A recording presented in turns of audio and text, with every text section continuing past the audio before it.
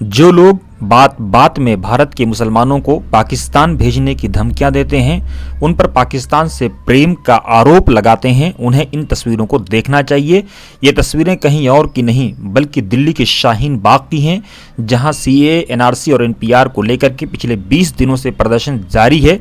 लेकिन किस तरह से ननकाना साहब पर पथराव के बाद यहाँ के लोगों में गुस्सा है, यहाँ के मुसलमान सिख समुदाय और अपने दूसरे हिंदू भाइयों के साथ मिलकर के किस तरह से पाकिस्तान के खिलाफ अपने गुस्से का इजहार कर रहे हैं, अपना गुस्सा प्रकट कर रहे हैं पाकिस्तान सरकार के खिलाफ, वहाँ के प्रधानमंत्री के खिलाफ। अरे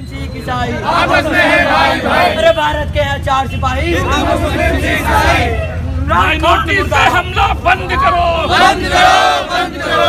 माइनॉरिटीज पे हमला बंद करो, बंद करो, बंद करो। माइनॉरिटीज पे हमला बंद करो, बंद करो, बंद करो। इमरान खान, मोदी, तुम होश में आओ, होश में आओ, होश में आओ। माइनॉरिटीज पे हमला बंद करो, बंद करो, बंद करो। माइनॉरिटीज पे हमला बंद करो, बंद करो, बंद करो। माइनॉरिटीज पे जुल्म नहीं सहेंगे, नहीं सहेंगे, नहीं सहेंगे। माइनॉरिटीज पे जुल्म नहीं सहेंगे।